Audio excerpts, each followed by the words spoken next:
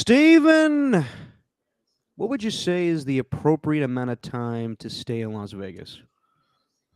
Ooh, good question. 3 days. 3 days tops. Well, let's see here. Tuesday, Wednesday, Thursday, Friday. Yeah, I'm going over that. Yeah. Or do you count? So I'm leaving tomorrow morning, and I'll be there till Friday night. Is that Okay. more than 3 days in your book? No, you're there for you're there for 3 nights, I guess, right? So Tuesday night, Wednesday night, Thursday night, then you're leaving on Friday. Yes, right after the show. I'd say you're there for the maximum amount of appropriate max amount of time to be in Las Vegas. I'm Yes. maxing out. I'm maxing out in 3 Las nights. Vegas. I'm leaving Las Vegas, and I can't wait to leave. I'm not even there yet. What's Wow. going on, everybody? I know. Just your opinion, man. Stephen Langford, Derek Papa. I know this is going to sound very arrogant of me because I know It a lot of will. people don't get the opportunity to go do this stuff, and I know It that I will. have a great job and everything. It will. But I am not looking forward to going to this thing tomorrow at all. To hear Greg try to burn down Allegiant Stadium, to see all the Raider fans that are embracing Vegas, Chiefs, Niners, kill me.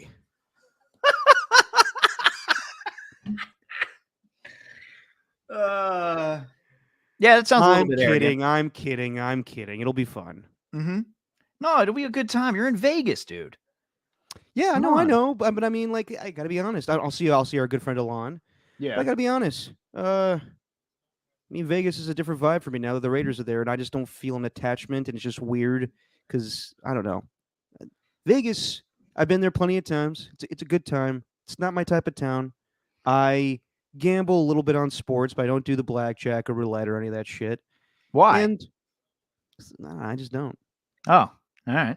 Nothing against it. It's not my thing. I'm not smart with money. I'm not smart with gambling, so it's not really my bag. I'll go to a sports book, but as far as like gambling, I am not good at blackjack or roulette or any of that shit.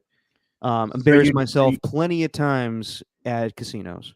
So you'd be like Dan Campbell at a blackjack table, where even if you get 21, you'd say, "Hit me, hit me." You have 17, sir. I also live dangerously. Or are you going to go to the one casino from Vegas Vacation, a movie that Papa Giorgio? Yeah, not Papa. Well, Papa Giorgio. You might see Papa Giorgio roaming around town. Make sure you catch that one guy, like looking like Frank Sinatra, handing out fake IDs. But I'm talking about the casino where you play all the remedial games, shall I say, like War or Pick a Number. You mean slots? No, I'm talking about Vegas Vacation. Don't you remember the movie? Dude, you reference this movie so many times in this podcast, and I've told you that I haven't seen it since I was like 6 years old. It's so bad. It's one of the worst movies ever. Well, I mean, compared to, in the Vegas canon, where does it rank? Probably last. And I haven't even seen European Vacation. European Vacation's no good. Vegas Vacation is so bad that it's good. Is it better than Fletch? I haven't seen Fletch. Fletch is... Yeah. I'm Nick Papa Giorgio from Europe. Overrated Fletch. Oh. Nah. Good one-liners, but as a movie... God. Vegas Vacation, though. The buffet with the blue chicken and the yellow beef. Dude, all the references I remember just from you saying them. I haven't seen that movie in a long time. Yeah. Yeah, well, you should. You should watch it again. Get yourself prepared. You should watch it tonight. You should just do a whole Vegas movie marathon after we're done. Oh, dude. Here. As soon as we're done, I'm going to bed. I got to get to Oakland Airport at... I got a 7:30 flight. I haven't been up that early in quite some time. Oh, man. Poor baby has to be up at 7 o'clock in the morning. Oh, well, not up. I have to be at the airport by then. Oh, poor baby. Oh. Well, what time are you getting up tomorrow? 4. Oh. Yeah. I shouldn't bitch them. Yeah. No, it's going to be a good time. I look forward to seeing everybody. Everybody at KMBR and all our old friends. Jeremiah Crow is going to be out there. Alon. So, yeah. Have a good time. Hopefully I keep most of my money. But, yeah, I'll probably go to Sportsbook a little bit here or there. Couldn't do that when I worked at the NFL Network. So I'll partake, and I'll drink, and I'll have a good time. I mean, were you around with us, Steven, when we did Media Row in 2015 when it was at when it was in San Francisco with it was in Santa Clara at Levi's, but Were you around for that? I was around. I just didn't go to the event. That's right. Well, Yeah, you were still part time at the time, right? I was. I just got started with the station, and yeah, it was early 2016 with that Super Bowl. So I was just like 3 months in. Yeah, we went out every night. That was when I was a younger man, and we went to Lorenzo Neal's a Super Bowl party. Mhm. And I think you already know the story by then, where I tried to get in. We all tried to get in, and the low didn't have us on a list, so we're outside, and the bouncer's like, "Hey, you guys need to know Lorenzo Neal, and if you're not on the list, you're not on the list, and you're not getting in the party." And I was like, "I know Lorenzo Neal. You know who I am? I'm Frank Wychick. I threw him the pass in the Music City Miracle." And the guy's like, "All right, you're a smart ass. You're not getting in." Oh God. I know. By the way, R.I.P. Frank Wychick. I know he just recently passed. Yes. Um, so yeah, we eventually got in because Lo had to come in, and then for whatever reason, once we got in the party, I was so drunk because we went to another, we went to another bar, in North Beach, or Tiki something, Tiki whatever the hell it's called in North Beach, and John Lund bought us drinks. And by the time we got back into Lowe's party, I ran into LaDainian Tomlinson and Donovan McNabb, name drop. And I don't know why, but I was so drunk and I saw Donovan McNabb. I was like, Donovan McNabb! And I punched him in the shoulder. And he was like, "What the fuck are you doing?" So I shouldn't really be around famous people, Steven, is what I'm saying. I didn't hear. I didn't hear the last two. I knew about. I knew about the Low Neal thing, but I didn't know that you punched Donovan McNabb in the shoulder. That's a new one. I mostly his arm, and he got a strong bicep, so he took it on. Yeah, yeah. No Campbell's chunky noodle soup for you. No, if his mom was there, she would not be happy with me. Just would have thrown it right in your face. Just would Yep. have thrown a hot piping bowl of minestrone right in your face from Oh God, courtesy of Campbell's. yeah, that would be terrible. Um, so we got I a lot to talk wasn't about. indoctrinated into the cool kids club at that time. I was just a young part-time pup who you guys were all just taking advantage of because I would take all of your shifts. Yeah, that's why we called you Nice Guy Steven. And then you slowly came into Dickbag Steven. Yeah, yeah, yeah. Got an ego, got all full of myself, then dickbag Steven. Oh yeah, the Yeah. ego was off the charts. Mhm. Speaking of, I mean, yeah, says the guy that punched Donovan McNabb in the shoulder. But good memories from being on Media Row back then, and everybody's out and about today. Media Row started. Roger Goodell gave his usual, I guess, State of the Union or whatever the hell he calls it. Invite only this time, though. So only the Oh. select media that he wanted could Oh. show up. So they kicked Jim Trotter out of there, so everybody can ask ridiculous questions about Taylor Swift. And listen, I understand that she's going to be brought up, but I'm watching media or opening night right now, and the Niners are getting interviewed, and a lot more than 49er fans from what I'm hearing. Everybody, I heard boos when Travis Kelce spoke and when Chris Jones spoke. But I mean, God, could we get a little more creativity? Like, could we get a little bit more than just Scott Hansen asking, "So, Brock Purdy, fourth quarter, are you ready to break the heart of Taylor Swift?" That's going to be the theme this year. That's going to be it. I don't mind if she's on the broadcast. I really don't, because I know that they have to appeal to a different audience. But when it comes to the media, like, I'm sorry, but the Roger Goodell press conference today was really stupid for Really? how many questions were asked by credential media members about Taylor Swift. I thought that was ridiculous, to be completely honest. Yeah, but this is what they do though. This is how these owners in power try to control everything. He has no problem answering any questions about Taylor Swift, but if it's about anything else, whether it's I mean, what Jim Trotter's fighting for, which is the lack of black representation in higher positions within NFL media. Or I saw him kind of get contentious with a reporter and kind of talk back when asked about the field conditions for UNLV, real stuff. Mm-hmm. But like, it reminds me so much. And I kind of first really recognized this with and I've talked about this on the podcast before, but the UFC president, Dana White, like that dude does not hold he doesn't hold any press conferences where he's going to be pressed on anything. Literally, like it's not take press out of it's just a conference. It's a puff piece. Everything's a puff piece for him now. Like anything that's maybe damning to him, at least to his to his face, to his ideas. He just kicks them out entirely. Like, that's just what Dana White does. And now he's just taken in a bunch of people who will ask, they'll ask about the fighters and all that stuff. But if it comes to fighter pay or health insurance or, I can't even think off the top of my head, anything else that's wrong with the sport, then he's just going to take that reporter off and not let them back in the building. And that's what Roger Goodell is trending towards doing.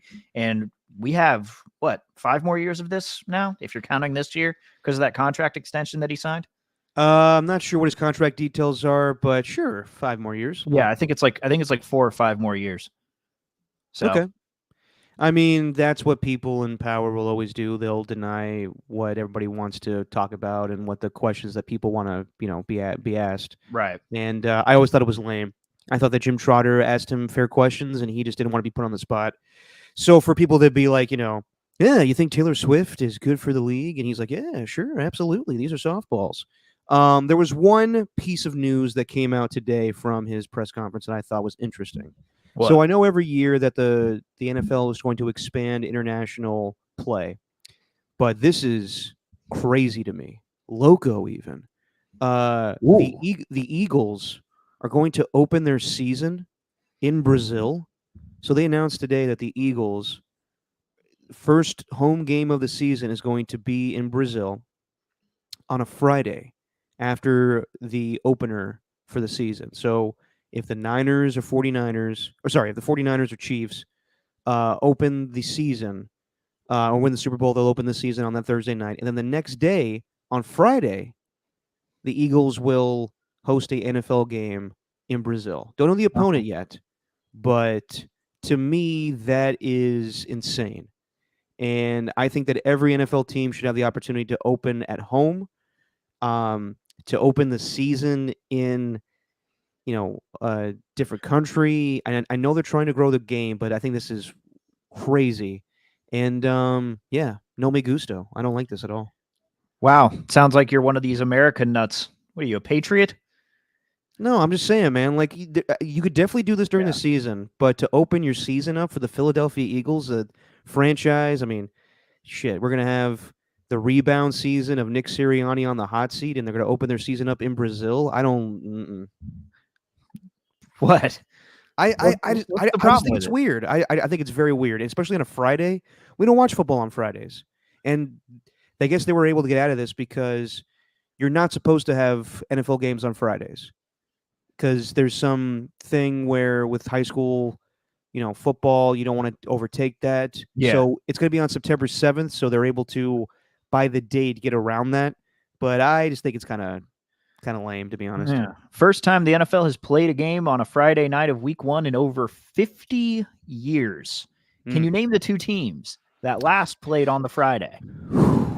God, 50 years? September 18th, 1970. Can you guess the 2 teams? 1970. This could take a while. So the Super Bowl the year before were the Chiefs and Vikings.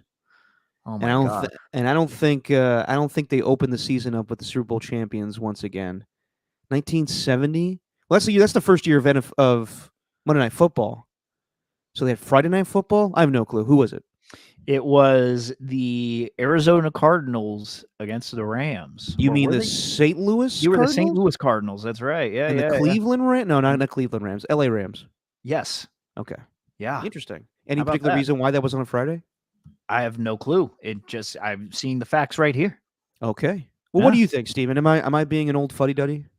Yeah, but I mean, that's your opinion. You're okay with it. I personally don't care. I throw the game, do whatever you got to do. It's bizarre that it's going to be on a Friday night, but that's just going to be a Friday night game that I'll miss. You say that, but yeah, I know, but we're all going to watch it. I mean, I complain now, but you're damn sure I'm going to lock in on Friday night, watch Eagles in Brazil. It's one game. I don't care too much. I know, it's just kind of weird. Yeah, but they're trying to get international, and if they want to, they have to try to leap through certain holes or clear hurdles that they never have before. So that's worded weird, but hosting a game in Brazil on Friday night, maybe that's the only way to do it. All Maybe right. Brazil has plans. Wait, what date is it on? September 7th. Yeah, it's September 7th.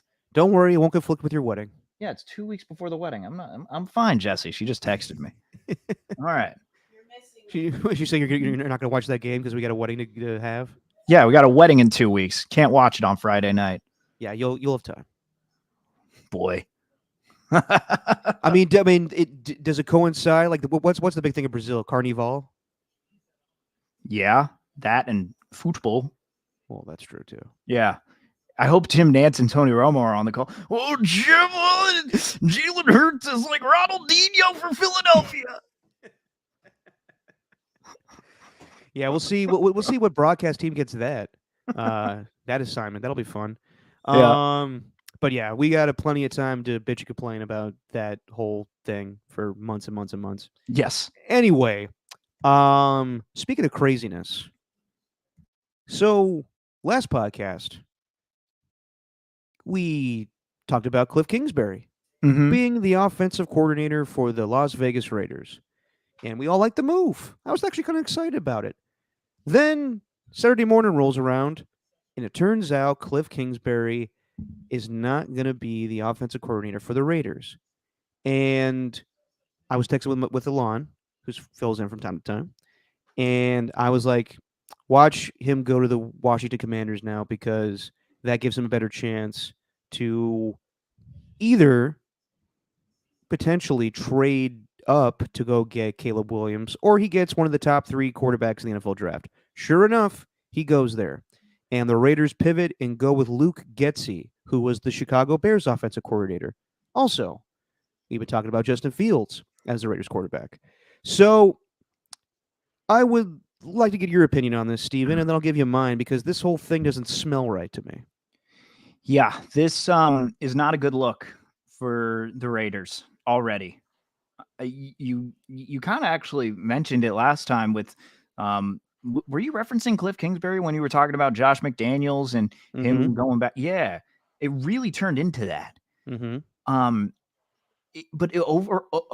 of it was over a third year on Cliff's deal, and that's why the Raiders didn't want to sign him. That's where it really came to it. I mean, I know that the Commanders, there's a more of a chance for Cliff to get Caleb Williams, but by all accounts, now you're seeing the Chicago Bears are interested in Caleb Williams, and they might just take him number 1 overall. So I don't think he'd do that just on the off chance they could get Caleb. I think he did that because of this idea that the Raiders didn't want him for a third year. That's what I was reading. So all of this is fishy, but to just pivot and go with an offensive coordinator in Luke Getsy, where I don't think people who are speaking on that are speaking from an objective standpoint. I think anyone who knows about Luke Getsy is probably a Bears fan, and Bears fans just hate their franchise and anything associated with it. So anything that's associated with the Bears is going to suck no matter what. So I don't take Bears fans' opinions into account because they're a little on the bias side. I'm hearing all this stuff about his time with the Packers.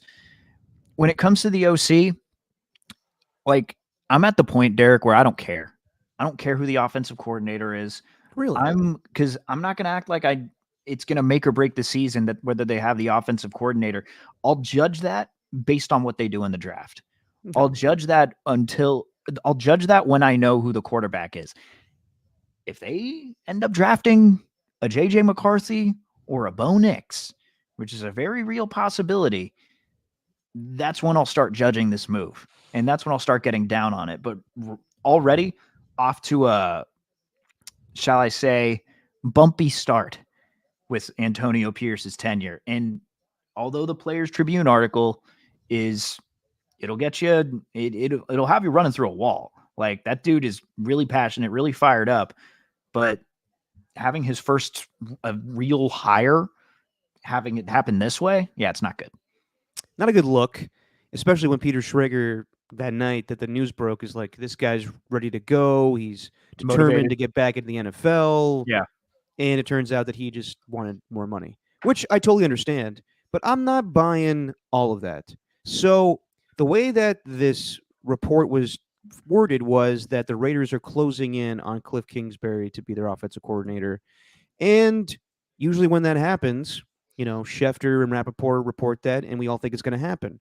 But we've seen in the past that things fall through, and that's what happened here. Like Schefter had to defend himself today on McAfee and be like, usually that stuff happens. Usually when you say closing in or close to, it's going to happen. So it's not my fault. What I think happened is, Eric Burkhart, Cliff Kingsbury's agent. You seen him in the Johnny Manziel documentary? Yes. Guy's sleazy. There's no way around it. Sleazy guy. He comes across sleazy. He is very sleazy in the documentary. Excuse me, the documentary with Johnny Manziel. And I don't forget a couple years ago when he put out like a full blown ad with Kyler Murray's stats of wanting to get a new contract, and then told him to, unfollow the team. Blah blah blah. I don't like this guy, and I think the Raiders were used as leverage. I don't think that Cliff Kingsbury was really set on going to the Raiders. Mm. I think that he took the job with the intent of, okay, we'll see what happens here. Maybe we brought up Caleb Williams. Um, you know, we'll see what happens here. I think that they held interviews with him, and he was like, yeah, I'd love to have Caleb be my quarterback. And Antonio Pierce was like, yeah, we'll make an effort to trade up for him. And then Mark Davis probably said the same thing, but then it probably didn't become realistic. And then once the news broke and that then they didn't finalize the contract, I'm sure Dan Quinn swooped in and said, hey, I have a better chance of getting the quarterback you want or any of the top 3 quarterbacks in the draft. Come here. And it makes more sense, honestly. I don't really hate Cliff Kingsbury for doing this because, honestly, it's a better fit for him to go to Commanders for what he wants to do and the quarterbacks that he wants to play with. But I don't doubt for a second that his agent was doing some shady shit behind closed doors. Yeah. So while I think they agreed that he would become the Raiders OC, I think they were looking for some avenue to get out of the situation once the Washington situation presented itself. Yeah, that happens with everyone. Agents are slimy like that. I wouldn't doubt that at all. I wouldn't doubt that. But the fact that the Raiders didn't see it coming, like if you're going to vet a guy and you're going to talk to his agent, you got to understand that this type of thing can happen. And this does happen everywhere, where agents are just constantly jumping through hoops, trying to look for the next move, their biggest thing, whatever's going to get them the most money. I mean, you heard it from Ernie too here. I was going to use this example. The Giants, this happens with them all the time. And that's a big problem with them in free agency is they can't see it coming. So maybe in this league, you got to be a bullshitter. What's that saying? How does the saying go? Like, you can't bullshit a bullshitter. Maybe they got to be bullshitters. What'd you have for breakfast? Cocaine. What'd you have for lunch? Cocaine. What'd you have for dinner? I bet it was cocaine. You can't bullshit a bullshitter. Role models. Yeah. Anyway. Yeah. So I wouldn't doubt that, but for the Raiders just to get played like that, that's even worse. Yeah, I mean, not a good look, but I think it definitely happened that way. I think that they could talk about the extra year that Kingsbury wanted, but I don't think it's that simple. So anyway, they pivot to Luke Getsy, and he was the offensive coordinator for the Bears last year. It's a move that Rick Tittle loves. Have you seen Rick Tittle talk about this on Twitter? No, he's just been sending me memes. Yeah, he's not Big meme happy guy. not happy with Luke Getsy. Refers to him as a failed offensive coordinator. Look, I at one point was saying that I think that they may fire Matt Eberflus and elevate this guy to be head coach because I think that he was a young, hotshot offensive coordinator. I think he was thrown under the bus this year for how Justin Fields played. And there is a connection. He coached the wide receivers at Green Bay. So maybe that's a good move to help the chances of Devontae Adams staying. I don't know if this move means that they're more inclined to go after Justin Fields than they would draft somebody. It feels like both the moves they made kind of made you think, like, are they going to go this way with the quarterback? Did they get Cliff Kingsbury to get Caleb Williams? Are they getting Luke Getsy so they can get Justin Fields? It sounds like if you follow Raider writers like Vic Tafur or Deshaun Reed, that Luke Getsy and Justin Fields didn't get along. So most likely that doesn't mean that they'll look into that. But then I don't know what you do quarterback-wise.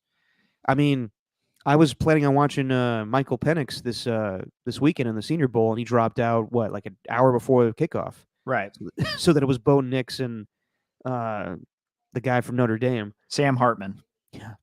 So I don't know. I think that I'm not going to say this is a bad pivot. I think that this is a guy that can run the offense and probably improve the running game.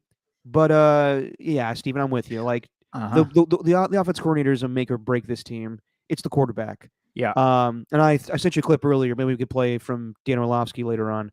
The Raiders need to make a move at quarterback. It's just that simple. Whether it's trading for Justin Fields, which I know some people are kind of iffy on, or trading up in the draft, but they got to do something. They can't run it back with Aiden O'Connell. They got to trade everything. They got to trade everything if they want to move up. Like, they are the last team in the draft. If you look at it from 14 all the way till 32, there's no other team that's in need of a quarterback from 14 to 32. So the Raiders are the last team that's in need of a quarterback in the first round, in my opinion. I mean, you look at I don't even think that. I think that might be objective. I don't think any team's looking to draft a quarterback, or any team is going to be moving up from behind you. I mean, you got the Saints, Derek Carr, the Colts with, good God, why am I Anthony Richardson? Mm-hmm. You got the Seahawks with Geno Smith. You got the Jags with Trevor Lawrence. Bengals with Joe Burrow. Rams with Stafford. You got the Steelers. I don't know. Maybe the Steelers could be a sneaky play to try and move up and get a quarterback, or they use Kenny Pickett for. With Arthur Smith, or have him in a little battle with Mason Rudolph, or whatever your idea was last week that I'm actually forgetting. You had a little quarterback battle with the Steelers. Yeah, Ryan Tannehill with Arthur Smith being the OC there. Yeah. But Miami, Philadelphia, Houston, Dallas, Green Bay, Tampa Bay. Tampa Bay might be an interesting one, but Arizona, Buffalo, Detroit, Baltimore, Kansas City, San Francisco, all of them are set with quarterback. So the Raiders are the last remaining team that needs one. If they're not pulling out all the stops to get one, they better trade for Justin Fields. Like they got to do something here. That's why I can't judge this offensive coordinator move until they actually get a quarterback, because I think they're going to take his word into account, who he wants. And if Antonio Pierce, what he said in his Players Tribune article is true, we're going to get Raiders. There might be 500 or so players in this draft. There may be 5 guys who are Raiders, maybe 5. I don't know if they can find one with quarterback. So, because we all know Rolando McClain was a Raider. Correct. Yes. So I hope he means Raiders that actually play well. Yeah. Because that has been a big swing and miss is the draft process. And hopefully Tom Telesco is better than the other GMs prior to him. Yeah. Do you have that clip real quick? I don't know, man. I just think I can't judge this team until they get a quarterback, but it's not going well so far.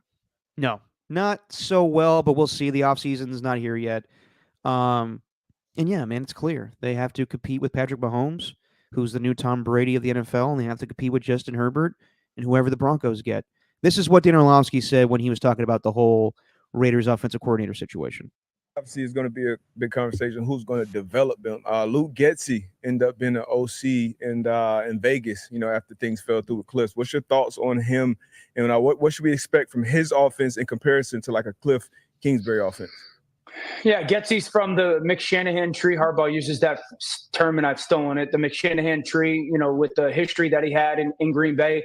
I've heard nothing but tremendous stuff about Luke Getsy. I've sat with him, and I was impressed with him. Just my time with him. He was really understood their offense. He had a really good connection with trying to tie formations and run game and pass concepts together. I think the 2 thoughts I have on a debut of this. Number one, why did that offense look like that last year with Justin? That offense for the first 5 or 6 weeks was schematically a stupid offense. It was. And it was not what was necessary for that player and his skill and his talent. And then it changed, after Justin's, right before the injury and maybe after the injury, it was a totally different offense. So I would want to sit down and be like, why? Why did that offense look in many ways poor early and then much better, but also 2 different offenses? And then why did you get that young quarterback to play so hesitant? Because no one can tell me that young man did not play scared to make mistakes last year.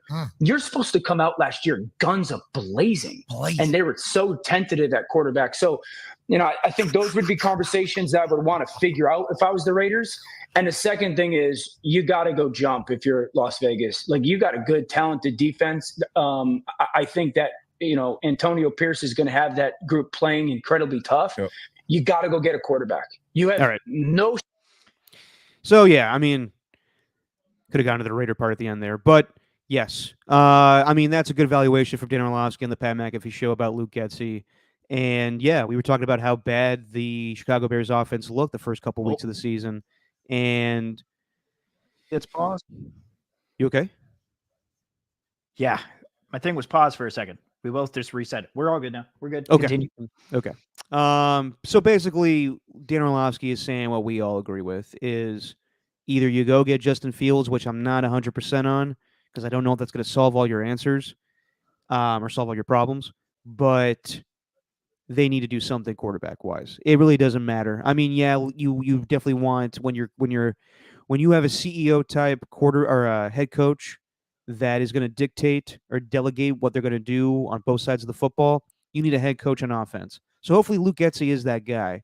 But I mean, I don't think that he'd be opposed to Justin Fields being his quarterback because he played really good football towards the end of the season. But I mean, he's not Caleb Williams, and he's not Patrick Mahomes, and he's not Justin Herbert. So the Raiders need to go get a game changer, which is a term that's been thrown out way too much lately. But yeah, I agree with Dan Orlovsky. This move doesn't mean anything unless they just stand pat quarterback wise. Maybe they need a game manager. Maybe that's what they need. Huh? Game manager, game changer, game raiser, game. I don't know. I'm just trying to think of stuff. Game raiser. I don't know. Raises the game of everybody. Where was this one here? OB3. Isn't Aiden O'Connell going to be the Raiders quarterback? I hope not. Yeah, it's a tough call. I loved him at first, but he just proved that as long as he's going to be a statue in the pocket, he's not going to be able to survive in this league. Like, you got to be able to break out of the pocket, roll out to your right, maybe make some plays with your legs every now and then. That's what saved the 49ers and Brock Purdy last week. Geez, hearing Greg Cosell, for example, talk about him on Ross Tucker's podcast was pretty telling. Like, he said Purdy did not play well at all. He made plays with his legs, but that's all he really did in the second half. He made a few made some nice throws, don't get me wrong, but also the run game was a big help too. So they need someone to be able to do that. And O'Connell, he's like just I don't know, to me, he's just a poor man's Kirk Cousins is what he was. Just he's tough in the pocket, and the way that he throws, it's very similar to Kirk Cousins to me, but just can't make plays with his legs, and that's what Kirk can do. So that would not inspire any confidence if he's the starter moving forward. They still do have Garoppolo. Yeah, but he ain't under contract. Yeah, but he's getting cut probably a couple days into the new league year. Yeah. Speaking of which, you brought up Brock Purdy, you brought Jimmy Garoppolo. Let's get to a little Super Bowl preview. We got, another episode we'll do before the game actually kicks off. I'll be back on Friday night, so we'll do a show on Saturday.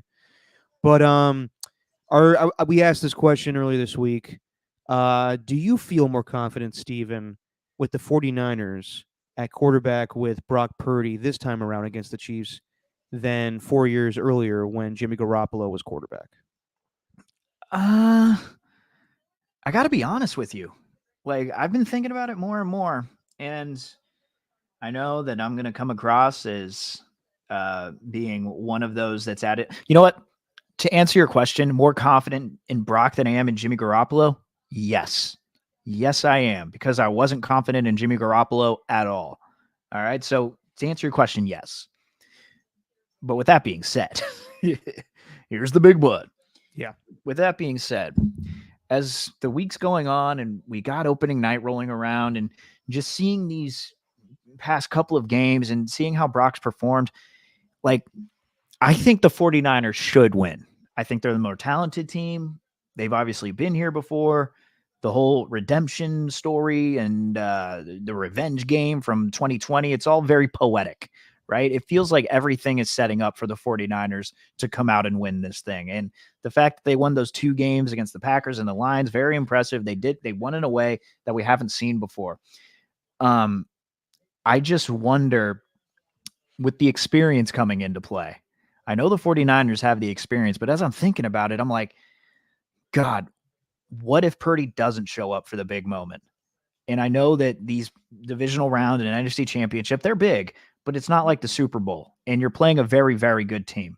Packers and Lions, they were favored by what? They were favored by 9.5 over the Packers and 6.5 over the Lions. That was the opening line. That's a huge number, right? So they should have won those games easily. But to me, like when I think about Brock Purdy, I'm like, man, what if this happens like the Ravens game on Christmas Day, where he literally admitted after the game that he got caught up in the hype. He got caught up around the fact that they were under the Christmas Day spotlight. They were playing a very good Ravens team. And I'm not saying he will, but I don't know how I'm talking myself into maybe he does fold under pressure in the Super Bowl when you've got Mahomes and Kelsey who have all the experience in the world, who are just unfazed by this stuff, who are used to this, who've done this for the past, 4 seasons, 5 seasons. It's crazy. So to answer your question, more confident in Purdy than I was over Garoppolo. That's for sure. But it feels like if the Niners are going to lose this game, it's because Purdy crumbles under the pressure of the Super Bowl. Yeah, I would say I feel more confident with Purdy this time because I think he has a better idea of. He's a better quarterback. That's the. Yeah. I mean, that's the thing. He's a better quarterback. There's no doubt about it. And I think he has a better idea of how to run Kyle Shanahan's offense. Do you think he completes that pass to Emmanuel Sanders though? I don't know. That's a hypothetical. I knew you were going to bring that up. I hate that hypothetical. I don't know. Yeah. I don't know. How am I supposed to know that? What kind of question is that? Let's say Brandon Ayuk is in the same situation. He's open. Is Purdy delivering that pass? Maybe. I don't. That's such a hypothetical. Probably. I'm going to say yes. Yeah. Okay. All right. Because I've seen Brock Purdy throw deep, and I got to be honest, Jimmy Garoppolo's arm not the best. Right. I am more confident with Brock Purdy at quarterback, but I will say everything is flipped this time around. So 2019 Super Bowl 54, Chiefs offense better in 2019 than it is right now. Defense better now than it was in 2019. 49ers offense currently better than it was in 2019. Defense worse than it was in 2019. Everything's flipped. So that's what I think makes this matchup so interesting. But there's also, I think that, yes, the 49ers are the more talented team. They have the more talented roster. They should be a better defense. This defensive line should get to Mahomes. I mean, that was the key to the only Super Bowl loss that Mahomes has been in. Let's be real. They lost the Super Bowl because both of their starting tackles were out. Yeah. And then Shaq Barrett and JPP could just go wreak havoc on Mahomes. And even though Mahomes didn't score a touchdown that day, he still made some amazing plays just to keep his team alive, but didn't do enough. The key is getting pressure on Mahomes. But if we've seen the way the Chiefs handle pressure, they are better. I mean, they handle pressure better than most teams in the NFL. Like last year in the Super Bowl, Mahomes wasn't sacked once. And the Eagles, I think, had 76 sacks on the season or something like that. It was close to that. And then even when they played the Niners a year ago, I think Bosa only got 1 sack on Mahomes. They know how to evade pressure. They know how to avoid sacks.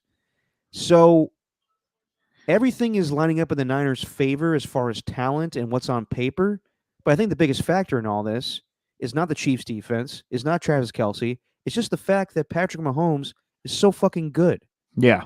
He elevates mediocre teams to being Super Bowl teams. I think he's on Tom Brady's level now, where Brady did this like many times where you thought this New England Patriots team's not that good, but they were just good because of him. Yeah. I think it's the same thing right now. I look at this Chiefs receiving core and I'm like, are you kidding me? It's Travis Kelce, who's, I don't know who could stop him on the Niners right now. I don't see a good matchup there. But then you got other guys. And I think Rasheed Rice is a good player, but he's not, dominant. He's, a rookie and he's figured things out. But that's the go-to guy right now. That's not Travis Kelce. So I think that Patrick Mahomes is just so good that he is the game changer in this. And I wonder why the 49ers are favored in this. Probably because of their talent and, the discrepancy as far as, I guess, the win totals. I guess the Niners had one more win than the Chiefs did this year. I think it's really based on the regular season because they looked like crap towards the end. They lost to the Raiders and didn't look good offensively. But I think the Chiefs now are on the Warriors level now where they sleepwalk through the regular season and they turn it on during the playoffs. So I think it's hard to judge this matchup based on everything that's normal. I think just the catalyst or the outlier in all this is just Patrick Mahomes is that good. Yeah. No, I can agree with that. and it really could come down to the quarterbacks. But it also could come down to the run game too. Like if then let's just say the Niners get the ball first kickoff. Let's just, I'm gonna in this scenario, in this hypothetical, the Chiefs are the ones that won the coin toss because the Niners are always going to take it to start the second half if they win. So this hypothetical, if the Chiefs win and the Niners start with the ball, and they run down their throat, then I think, at least on the first drive, I think that would set the tone for the entire game if they manage to do that. Niners haven't really set the tone with the run as much as you'd want them to. Like they've had those big plays at points with McCaffrey, but it took them a while to get going. Like it took a while against the Lions, took a while against the Packers too, but eventually broke off for that big run in the second half, and that's kind of what sparked everything on that in that game. But I still think the Niners are going to win. I do. But God, it really could come down to, who executes in those moments. Like I'd like with that throw you're talking about with Garoppolo to Sanders, right? That was with 1:23 and they were down by 4.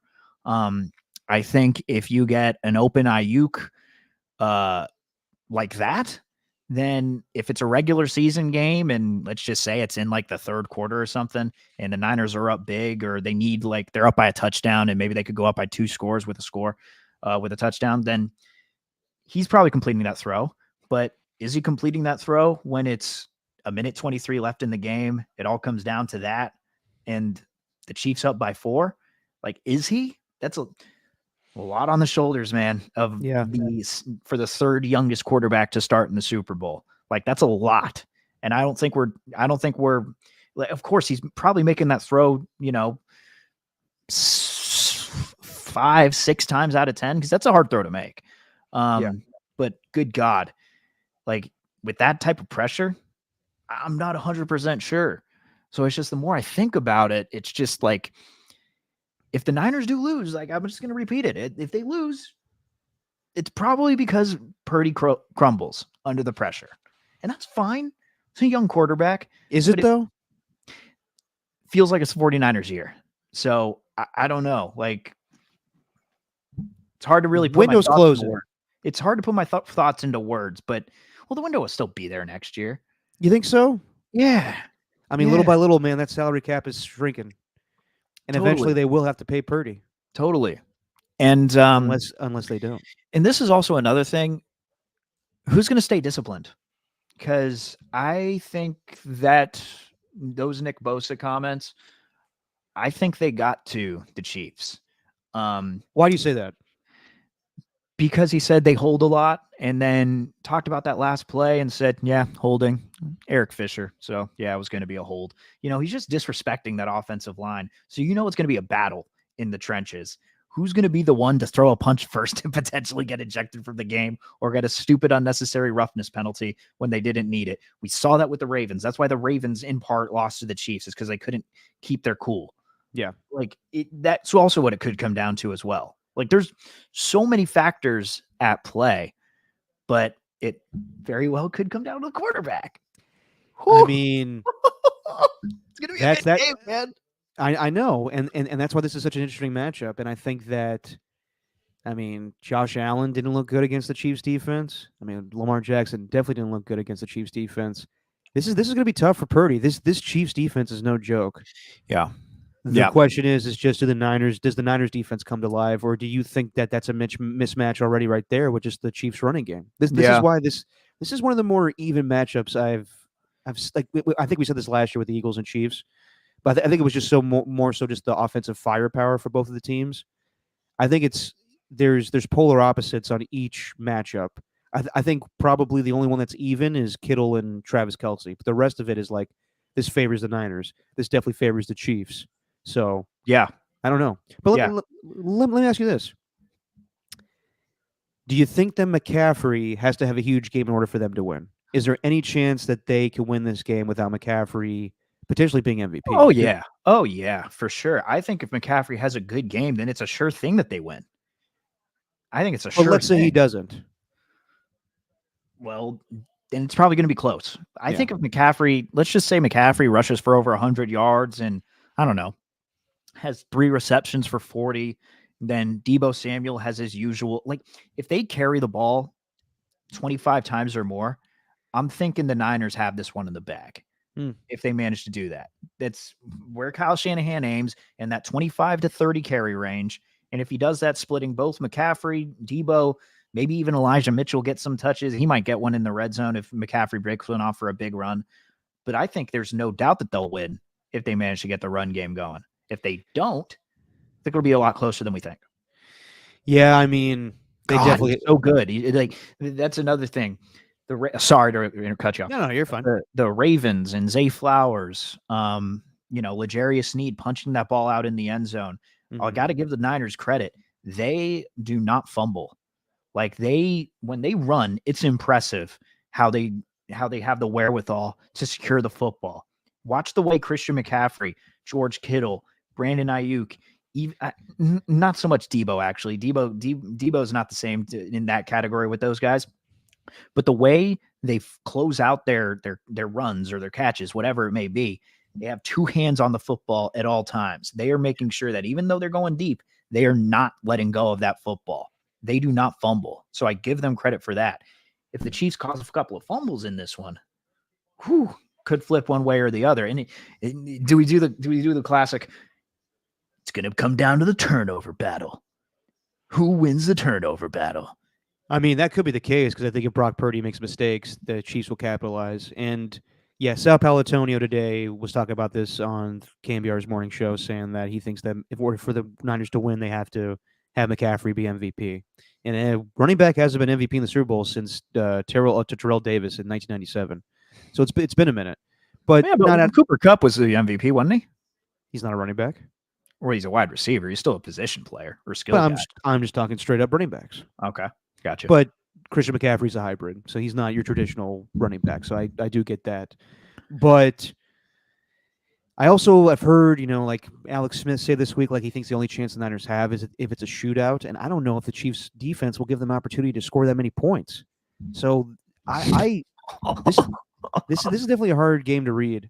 It really is, man. It's a good one, and it's crazy that the Chiefs are that good though, to where they just don't. I don't know if I necessarily buy that they don't try in the regular season. Like I heard someone say that. I'm like, me just now. Well, it's not that they don't try, because you got to try 100%. No, I know. But they. What are you laughing at? But they. It's weird when I have like an audience of one just sitting in the living room as I'm in the dining room, just spitting hot fire, as I've been terrible tonight. But anyway, what was I going to say? I forgot. I lost my train of thought. God damn it. What I think is interesting is a year ago, the Chiefs shredded the Niners defensively. And that defense would you say that defense last year was better than this one? For the Niners? Yeah. I don't think it's any question, Steven. Really? Last year's defense compared to this one? Yeah, that's true. Yeah, they were better. I mean, they were better. They were better because they had a different secondary, but their defensive line is largely the same, and they had Nick Bosa going at a defensive player of the year level. I mean, on paper, yes, it should be better, but it's not. They're not getting to the quarterback with how much talent and money they're putting in the defensive line. Yeah, they don't get to the quarterback like they did a year ago. Right. So, yeah, man, it's polar opposites in every matchup. Yeah. That's not tight end. I think a huge X factor, a name that we haven't really mentioned. Oh, I love this. We're gonna X factors, baby. We're going generic football preview talk. I love it. One guy whose name we haven't mentioned is Chris Jones. Chris Jones is one of the. I think he's maybe the. I don't want to say. I think he's one of. I'd say three. I'd say one of three defensive tackles who can wreck a game. I was just trying to illustrate a point. Chris Jones, Aaron Donald, and Jeffrey Simmons. Those are the three. Actually, I guess you could count Dexter Lawrence as another one. But Chris Jones. We're ranking nose tackles right now?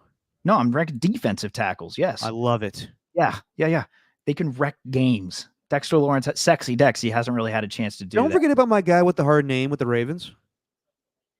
Who's that? I'll look him up. You keep I don't talking. know his name. I don't know his name. I'll say it. Hang on. God damn it. But Chris Jones can absolutely just run shop over that offensive line, over that interior. He doesn't have to go up against Trent Williams. He doesn't have to go against the right tackle. Like, you need to worry about him up the middle. John Feliciano starting in the Super Bowl. That'll be an interesting matchup. Like, is he going to have Brock Purdy break out of the pocket and force him to make plays on the run? Purdy's been really, really good against pressure this year. But Chris Jones could absolutely wreck this game. And I think that's a name we haven't really talked about. Sorry, I'm still looking up. Yeah, I've been Justin filibustering by saying the same thing over and over, just in different words. Matabuke. Justin Matabuke. I don't put him in the defensive tackle game record category. Well, you should. He had 12 sacks this year and was I think second All-Pro. Second team All-Pro. Second team All-Pro. Who was first? Probably Chris Jones and Aaron Donald. Yeah. There you go. Uh-huh. I'm curious to hear from the Ernies, Otis Bird, and AJ Cruz. We'll keep talking here, but get in the chat here. I want to know how confident are you guys going into the Super Bowl, because I think a lot of the Niner fans are like, if it wasn't Mahomes, I mean, like, this team is stacked, but just the fact that Mahomes is up against us is making us a little less confident. So yeah, throw it in there, guys. Let me know how confident you are in this matchup, and we'll answer those as they come in. See, even Ernie 2 right now just simply goes, oof. Yep. So that's an appropriate response, though. Cautiously optimistic. No, that's fair. But I think also, I mean, a lot of Niner fans are really like, it's crazy. Like we talked about today, 29 years since the last Super Bowl that they've won.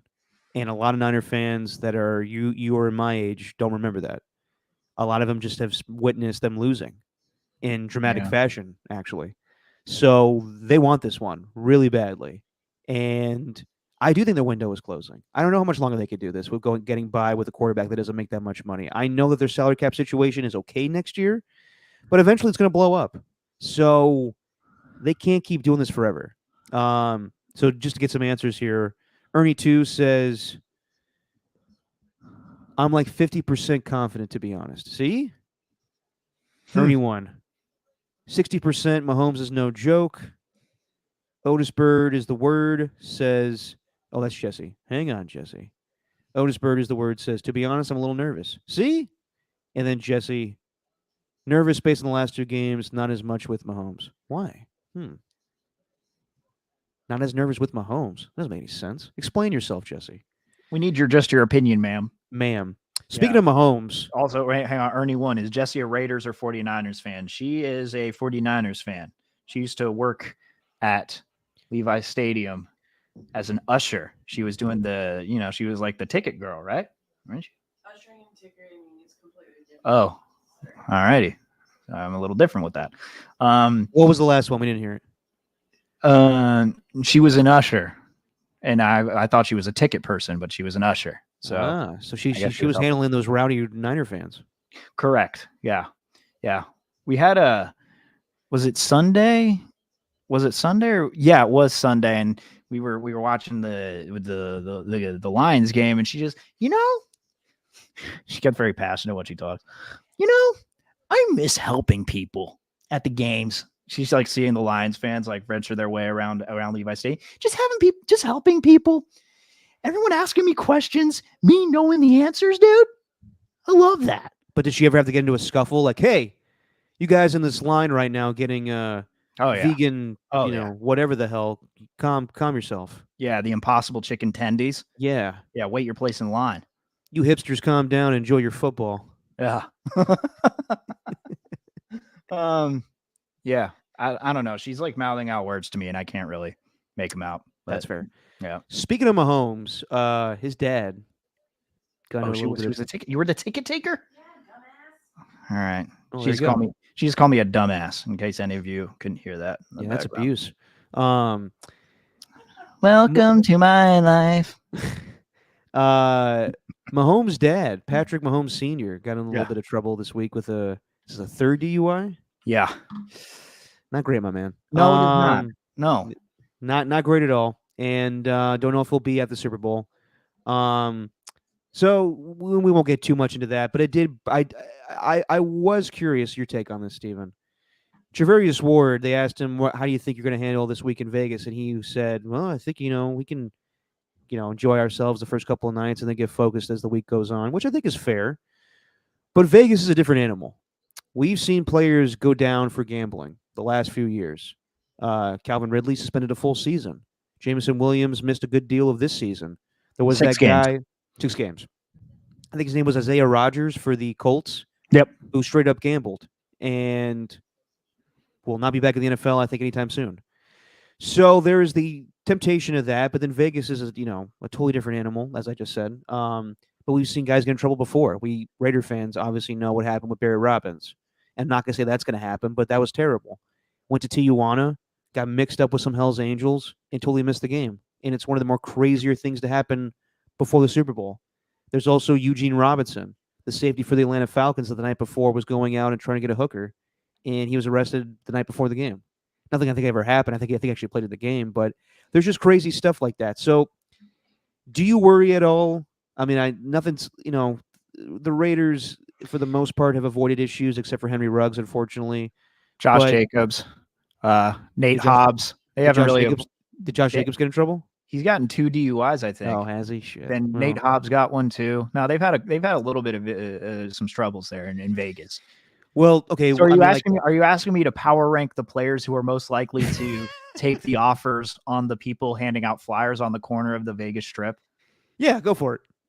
No, Because I would pick No. Javarius Ward at this point. He seems like he's the one that wants to have fun. No, I'm kidding. Dude, oh man, if I knew these players, then I'd No, probably I'm be not able to asking give you to a better rank them. answer. I just think that both of these teams have been here before, but not in this setting. Do you Right. think that? I mean, hell, Roger Goodell today in his press conference was like, "Yeah, we love the gambling aspect of the NFL now. It's crazy. You know how crazy this is? That like 10 years ago, I heard Andy Dolich bring this up today. 10 years ago, the ad campaign during the Super Bowl for Las Vegas was what happens in Vegas stays in Vegas, and the NFL, put the nix on that because they didn't want to be associated with Vegas at all. A couple years ago, like Tony Romo was gonna have an event in Las Vegas, and they killed that. And now for them to be like 100% in on Las Vegas, having a Super Bowl there, to me is still crazy. So, do you think that? I mean, I hope nothing happens, and no one's wishing that. But like, this is kind of nuts to have a Super Bowl in Las Vegas and expect like everything to be 100% this week, which I'm hoping it is. But it's just crazy. It's Sin City, and they're having this in Las Vegas where gambling was such a no-no in the NFL for the longest time. Yeah, but I think this day and age in sports, excuse me, this day and age is vastly different. I think what was it? How did Baxter Holmes put it? I remember Fortenbaugh was super stoked to do a show about this. Is Baxter Holmes English? I don't know. God, hello, my name is Baxter Holmes. What is he? Sherlock's brother? Yeah.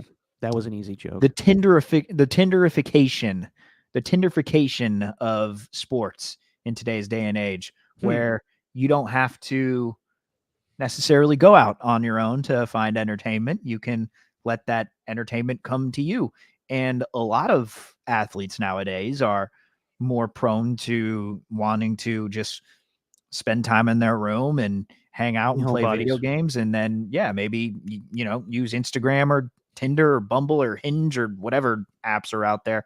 But I don't know. A lot of these guys, look, I think with Shanahan and Andy Reid, they have commanded too much respect from both of their teams to have anyone mess up. Like I think a lot of these guys are going to be responsible this year. Mahomes and Kelsey know what it takes better than anyone, and they probably know that this week is just as important. Look, I'm like Vegas is kind of the second thing, number 2 on the list of things that I have an issue with this week. I think that practice field thing is real. Let's get into that real quick. And before we do, practice field, I think that's a real issue. I agree with that. By the way, AJ Cruz, he didn't answer us. How confident are you? Yeah, you're texting in about Ford and Bob. I want to know how confident you are going into this game. You can call in my show all the time and drop some some one-liners about just your opinion, man, which I appreciate it. But let's hear how confident you are, AJ Cruz. I want to So hear. you're saying players are door dashing booty calls now? Yeah, I mean, pretty basically, much. Not really. didn't there was like a whole thing in the NBA a couple years ago that Sam Amick wrote where guys were like, yeah, guys are saving money, not going to strip clubs and Yeah, not wasting money on alcohol that they could just stay at home. yeah. I would, yeah. That's how I live my life now. Anyway, that's why Yeah, I want to. That's why I don't want to go to Vegas. Yeah, no, totally. That's totally you. Yeah, I don't have the same success. I'm not a athlete. yeah. It's totally your choice. Here we go. AJ Cruz. Yeah, thank you, Stephen. I am 75% confident and growing. Ooh, okay. We'll see. Oh yeah, Harmony will be back later this week, guys. Don't worry. Oh, they're saying Harmony's my girl. I got you. Yeah, thank you. What do you think about the field conditions at UNLV? Because Roger Goodell basically shot that down and said, I think the Niners are bitching too much. And I think that it's good field conditions, just the ones not to their liking. I just don't buy that it's not a health and safety concern. I just don't buy that. Like I think CBS Sports was the first to report it today. Then Adam Schefter weighed in and basically said the 49ers aren't happy, and the NFL is saying that it's not in violation of any rules and it's not a health and safety issue. It's simply that it's too spongy. That's the word. It was too much of a sponge-like texture, I guess, on the ground, so they're not okay with it. And I just think it is asinine that Super Bowl participants have to deal with something as stupid as an inadequate practice field. I'm sorry. Like, I know the Chiefs are the home team technically because it's the AFC's turn this year and they get the Raiders facility, which is the state of the art. But just to put a team at UNLV, like, I don't get that at all. And to me, I think it is a concern because if anyone knows anything about the 49ers, they practice differently than a lot of other teams. And though they don't want to go 100% this weekend or this week, they don't want to get any players hurt. I think they at least want to do a little bit of practice that will at least get them ready for the game. So if they can't practice the way that the 49ers like to practice, and I'm not going to act like I know what they're going to do in Super Bowl week as opposed to what they do in the regular season. But what I do know is that they do go pretty hard. 11 on 11s, those types of things. Offense, defense. It's a way to get them, prepped up. It's a way to get them amped up, get in game shape. And if the field's in poor conditions, how are they going to be able to do that? And maybe that's just me overthinking it. Shanahan says there's not going to be any problems. He thinks it's going to get better as each day goes on. But I have a feeling Shanahan was probably one of the more outspoken people about that practice field. Oh, I'm sure. And yeah, I just have the quote right now. We're not worried about it at all. It is what it is. We're here and we're not going to change anything. So I think they're just dealing with it, but I don't think they're happy. I don't think it's that it's a risk hazard or whatnot. I think it's not to their liking. I think that they're very meticulous in what they want to do practice wise. And no one likes a spongy field, especially when it's going to rain. So I get it. I think that, I wouldn't be surprised if Kyle's a little too anal about things, but also I think that he has the right to be when he's the head coach of a football team in the Super Bowl. No, I totally get that. But I think that the NFL's response is kind of like, look, man, it is what it is. Obviously, the Raiders don't want you practicing in their facility. We got you UNLV. It's a college facility. It's the best we could do. And that's not a great answer when you have a Super Bowl, but it kind of is what it is. And I think they'll be fine, but you don't love hearing that stuff when a year ago the field conditions were not great for the Chiefs and Eagles Super Bowl, when the Chiefs complained about the turf being too slippery for their cleats. And also, my man John Curley brought this up. There's been issues with the Raiders turf at Allegiant Stadium. Yeah. So let's look out for that too. And hopefully that's not, I hate, like, this is already becoming a thing where it's an excuse for the Niners to not perform well. And I don't want that to be the case. I want everybody to be at full strength, and I want everybody to play their best, to be prepared. I think Kyle Shanahan's basically saying that when it comes to, we don't need any distractions. We're going to be fine in practice. It's just not to our liking, but it is what it is. As far as I'm concerned, Curley should be running the construction team that gets that grass ready. Curley, I think, would be a great leader for that. Oh yeah, the future mayor of San Francisco. You look out for John Curley. Mm-hmm. Speaking of Spongy, I still have a button from his 30th birthday where it says, where it's a picture of Curly in front of City Hall in San Francisco. Go for Curly. And it was, it was like I think it was like a month before COVID hit. It was like right at the beginning of February. And it says, I'm not a politician. I'm a San Franciscan. I'm John Curley. Yeah, that's a slogan if I ever heard it. Speaking of Spongy, you a fan of sponge cake?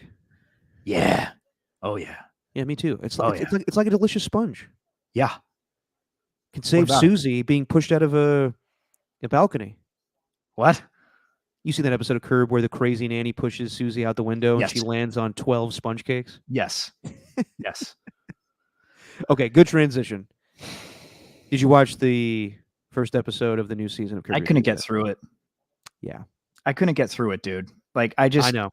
I know I might sound cynical, but this show hasn't been good since it came back in 2017. And you and I have talked about this before. Yep. The cinematic feel to it. That's number one. That's the number one issue. Number two, it's completely gotten away from everything that made it special. And it's not something that they can control. But, when a guy like Bob Einstein passes away and you don't have the great Marty Funkhauser where you could just base the episodes around Larry. Right. You could base the episodes around this small group of people as opposed to casting this wide range of characters, which outside of JB Smoove aren't all that likable. No. I was sitting there watching. I got home from work. I made myself one of those little Marie Callender's chicken pot pies because I didn't have anything to cook for lunch at home. They're delicious if you've ever had Marie Callender's. Dude, have you ever had one of those? The individual. I've not. The individual chicken pot pies, terrible for you. A lot of sodium, but pretty good. So I was sitting on my couch. I was watching it. I was, eating through the carrots, the peas, the chicken, the gravy, whatever, and the chicken pot pie. Lovely chicken pot pie. And I'm watching. I'm like, this isn't funny. Yeah. And I couldn't get through it. Yeah. And that reminded me that I had to tweet out about our Just Your Opinion Man tonight at 7:15, which I forgot about at the time. So shout out to all the Ernies and the Otises and the AJs for getting here just at a regular time. How about that? But I can't get into it. I don't think I finished the last 2 seasons. I just can't get into it. Yeah, I was watching old episodes last night, and those are just genius. And Tommy Call, our good friend who's been on this podcast, has texted me. He said, "Happy Curb Day," and I was like, "Yeah, it's the last one. I'm kind of sad about it." He goes, "Have you watched the new one yet?" I'm like, "I'm not watching it yet. I'm watching some old ones, and then before I go to bed, I'll watch the latest one." I texted him with him this morning. And I was like, "Dude, that was awful. Larry is just, man. I hate saying this because I love him. He's one of the kings of comedy to me. He's on the Mount Rushmore of comedy. He just looks old. He sounds old. It just doesn't. It's not the same clever material. Like, does anybody like the Sophia Maria storyline? I don't give 2 shits about it. Yeah. But yet Larry loves the hell out of that to bring it back for the second season, and we're bringing up way too many things that I don't remember in the last season, and this I thought was just okay. Yeah, it's not clever, it's not funny, but I'll be damned if I'm not going to go down with the ship when the show ends. So right, I'm gonna just get through it. But man, was that a bad episode? And the payoff was like, I know you don't watch the rest of the episode, Steven, but there was just a whole Trump thing with it. And I was like, that's not even that clever. It's not even that funny. Larry. No, he's carved out a role for himself where the idea of Larry David is actually funnier than the show, if that makes sense. It's like, it's Larry David, so it's funny. It's like, no, it could be a bad show, even if it involves Larry David. Just because it's Larry David doesn't mean he's immune to something being bad.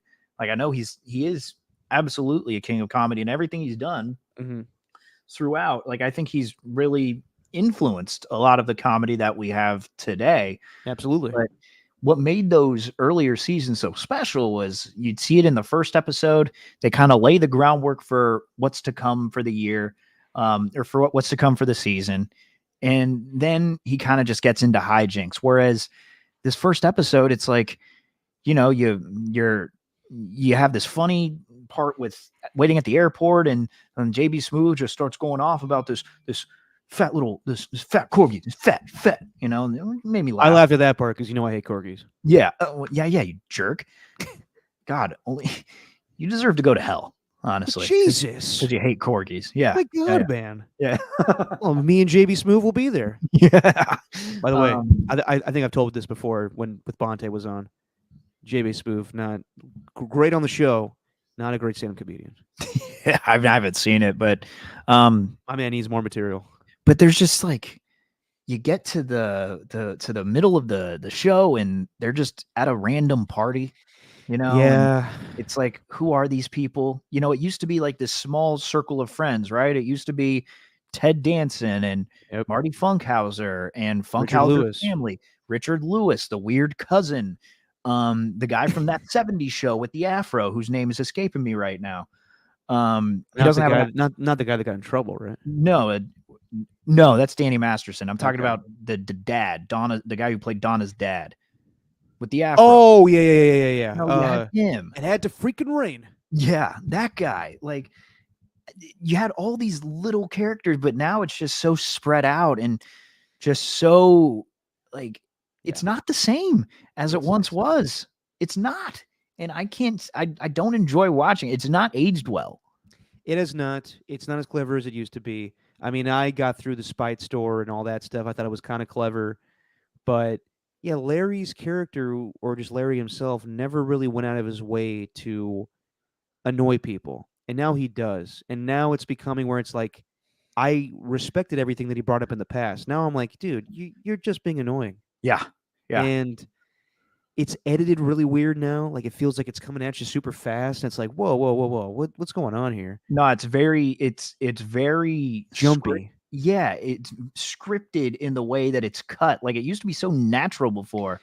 You know, you're not getting any of those like you said when because I was watching the earlier seasons too, a couple of weeks ago, and it's like we were talking about with him and Jeff Garland, how they'd just be riffing off each other, and you'd see them kind of laugh in the show because you could tell that it's improvising.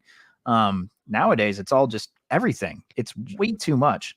Dude, Jeff like checked out in that whole episode. He hardly said anything. He's just there. I think they're maybe not using him as much because I guess he has his own issues now where he got kicked off the Goldbergs. Yeah. Yeah. I mean, I love Jeff Garland, but I mean, just the old stuff of him like not giving a shit what Larry has to say and just be like, well, that's a big bowl of wrong.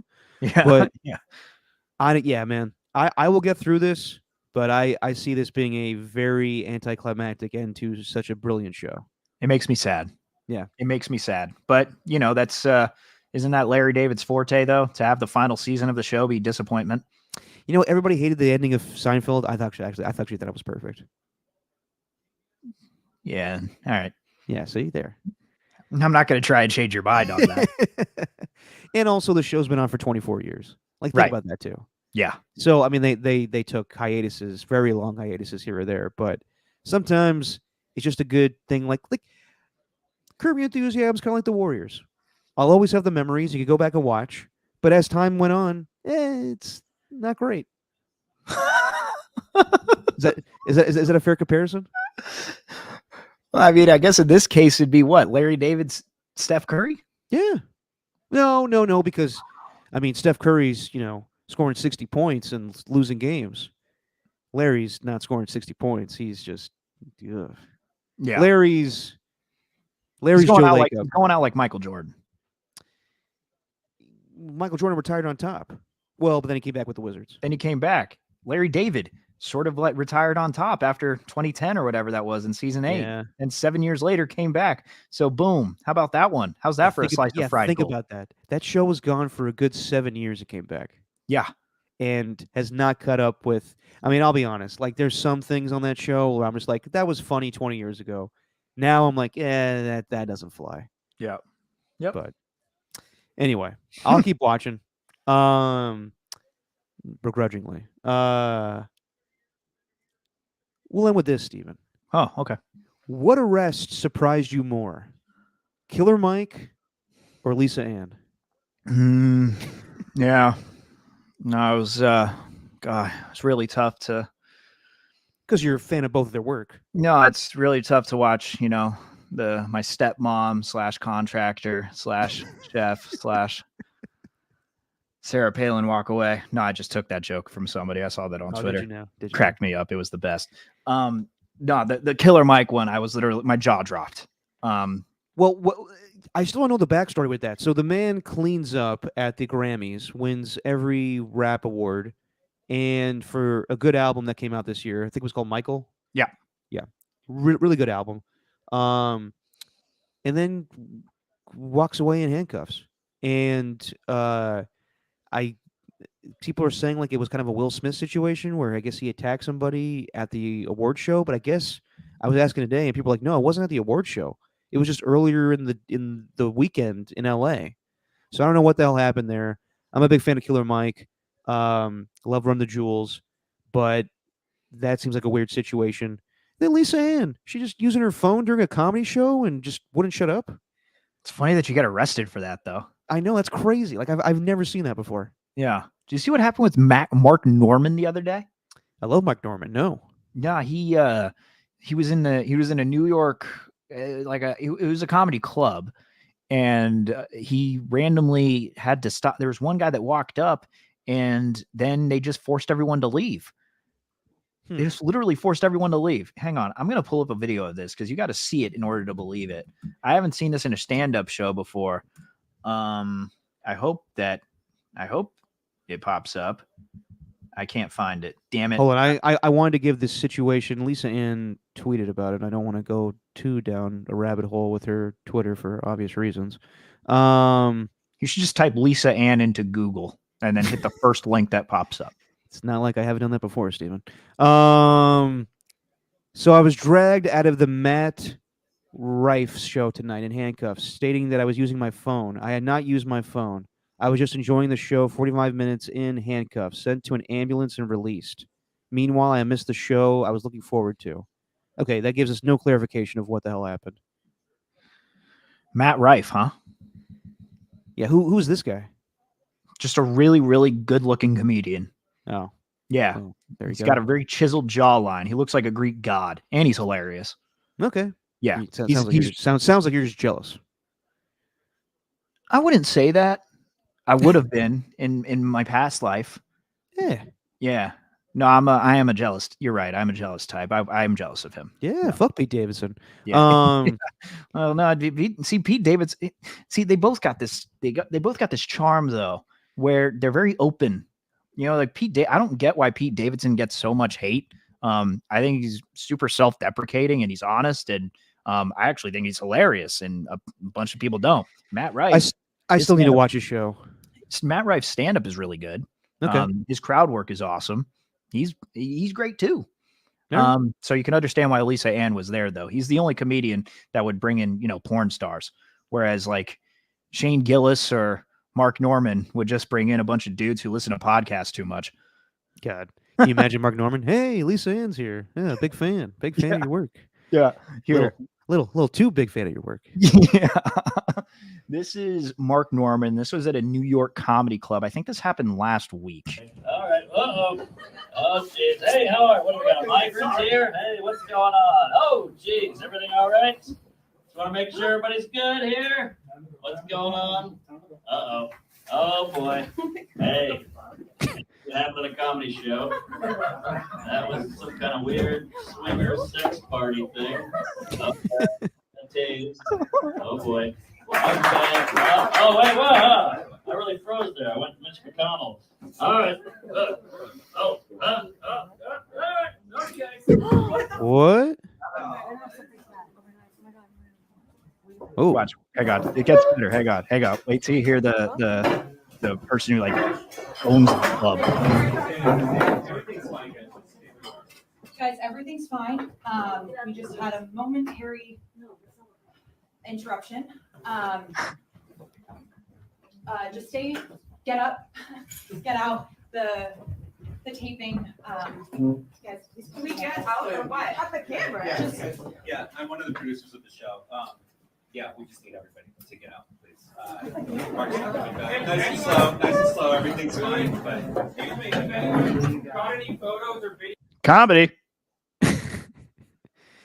did Mark Norman ever clarify what happened? I don't think so. That's crazy. And Right? well, if I was paying money for that, I would be pissed. Yeah. And that's happened way too often now, where we are dictating comedy shows based on people coming into the crowd or attacking people. Like, Jesus, like that's not cool. Like I think, God, the viral sensation of Will Smith has changed like people coming up and interrupting a live show. Yeah. Mark Norman handled that about as well as anybody could have, though. What is that? A weird swinger sex party thing? Dude, his Frozen delivery. frozen like Mitch McConnell here. The best is his interview with Wake Up Cleveland, where he's like, really had some of that the pastrami here in Cleveland, farting up in the green room there. Yep. Now when I touch you, is that a me too? Well, okay. He's great. He's great. There's His delivery is amazing. Mm-hmm. So that was weird. That was weird. Well, I'm glad you showed that, because I don't like that at all. Yeah. And I don't like Killer Mike, and well, I don't know the situation, so I won't comment. But just a weird situation yesterday for both those people to be arrested at different times. By the way, speaking of Lisa Ann, didn't she have like a rumored thing with one of the Warriors back in the day? Remember this? No. Yeah, it was kind of a rumored thing for a while. Whenever it was like, which Warrior would be sleeping with Lisa Ann? Okay. I looked it up. All right, good. I didn't nothing crazy. Warriors player that he offered to be her Master P and introduce her to other players around the league. Master P, like make him say, Yeah, like make him say nah. Like the father of Lil Romeo. Oh, okay. How about that? Yeah, she revealed that she recently cooked dinner for an unnamed Warriors player. Interesting. Huh. Nice. What's the date of this article? 2022. Really? Yeah, last year. And it's from I don't Bro remember Bible. that. It's from Bro Bible. It had to be older than that. And if we know anything about Bro Bible, it's legit. Yeah, I know. I remember being at the old studio in Montgomery Street near the Gold Club was where the old 95.7 The Game studio was. So we were talking about that situation with Lisa Ann and some Warrior player.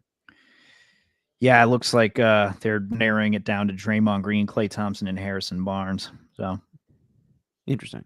There you go. Well, we don't need to go down that memory lane.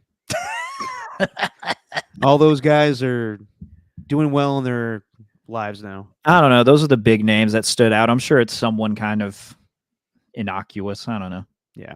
Anyway, got anything else, Stephen, for tonight? Oh yeah. One more thing that really bothered me, and this has continued to bother me. It grinds my gears, dude. It's just it pisses me off so much. And I'm preaching to the choir, I think, at this point. But Super Bowl commercials aren't Super Bowl commercials anymore. Agreed.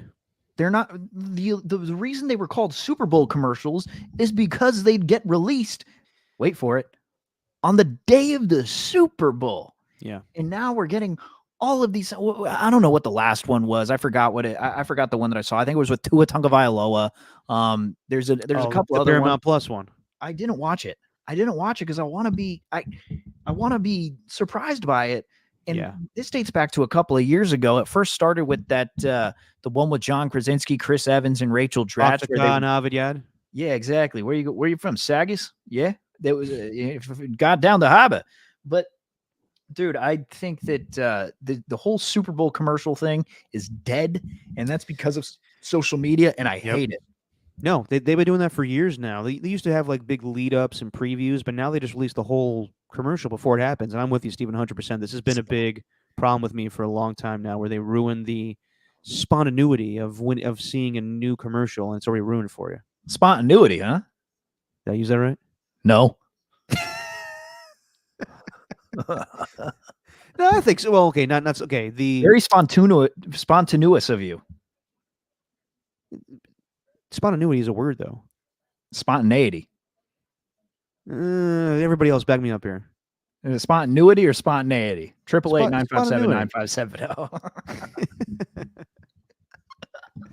Speaking of which, one of those commercials that are coming out, the Big Kick, or what is it called? The What's the one with Rob Gronkowski? I don't know. Something with the kick. The ultimate kick or the new kick or something. What is it? Is it a commercial? Is it a? It's a commercial, and I'll kick a destiny, kind of like the pick of destiny. Um, oh, nice guys, right? Thanks, Ernie one. Thanks. Well, yeah, what? spontaneity. You'd say spontaneity. No, Well, you've been saying it wrong for your entire life. that wouldn't be the first time I say something wrong. Yep. Titans.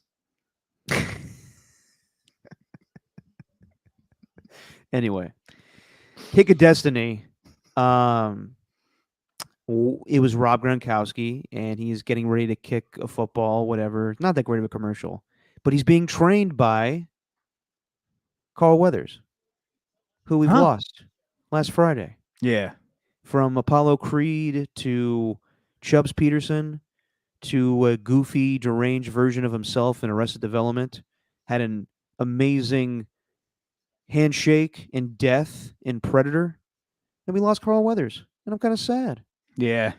No, he's an icon, man. No Former Raider. Former Raider. It's crazy the longevity that he's had with his career. I naturally, I think like anyone who's my age, if they knew him otherwise, then it's impressive. But we first knew him as Chubbs. Like it's Chubbs. From Happy Gilmore. There's no Chubbs was the number one, but then you start to watch Rocky, then you're like, oh shoot, that's Chubbs, and then you get to know him as Apollo Creed, and then as you get older, you watch Predator and all these different things, and you realize, oh, Carl Weathers was a heavyweight in the 80s, and then you watch The Mandalorian on Disney Plus, and he's on The Mandalorian. Like it's the range, and I don't know, he just had that feel that. When you're watching it, you feel like you're like he's the type of that would be your friend specifically because he played such friendly characters in every single movie or TV show that he was in, or at least friendly to the main character. Yeah, just like, damn, he's so cool. Carl Weathers, the epitome of cool. I miss that guy. I guess he went to SF State. I didn't know that Ernie 2's staying right here. And yeah, man, he's just wasn't too full of himself. Could make fun of himself, obviously, with the hey, it's a lot of good meat on that bone. You put that in a stew, baby. You got yourself, or you put that in some chicken broth. You got yourself a stew. Now he's just funny and obviously Happy Gilmore. Damn alligator bit my hand off. So very sad to see him pass. Yeah, and not very rare that a guy goes from being an athlete. Not being, kind of took the Terry Crews route where he, wasn't a long time athlete, but then, found an avenue for him being a great actor. So yeah, we'll miss Carl Weathers. Rest in peace. Oh, so sad. Yeah. All right, Steven. I guess I'm off to Vegas. Don't sound too excited. I know. Yeah, I'm having a good time. What are you gonna eat? Knows? You have any plans? What am I gonna eat? Yeah. Well, we got the media party tomorrow night. Tom Tolbert's family lives in Vegas, so we're going to meet up with his family on Wednesday night, have a nice dinner. And then I'll probably meet up with Alon on Thursday. So there you go. Oh. All right. But I might I don't mind, having a spur of the moment situation, a little spontaneity here or there. Yeah, a little spontaneity. Yeah. Yeah. My recommendation is John Gruden's favorite place, the Bacchanal Buffet, man. Ah, Bacchanal. I'm just kidding. He didn't like that place. I just like saying that in the Gruden voice. I'll probably go over to was it Circus, the really cool sports book? Circa. Yeah. That's over on Fremont Street. Where you're from. Correct. Yes. But yeah, no. I'll be in and out. I'll be there for a few days. We've gone long enough. Things are getting goofy. It's time for me to go to Vegas, and we'll be back on Saturday to do a big old Super Bowl preview where we'll pick the game. How about that, Steven? Sound good? What day? Saturday. That sounds good. Okay. All right. Thanks to the Ernies, AJ Cruz, Otis Bird, and did I already say AJ Cruz? Yep. Okay. You literally said that like 2 names ago. Well, I'll say it again. AJ Cruz. Abraham Cruz. Thanks to Jesse, too, for getting in the chat. That's all I got for tonight. So, Stephen, say what you always say. This is Stephen and Derek from NPR, and we're bringing along Alan Schweddy to talk about his sweaty balls. Alan, it's just our opinion, man.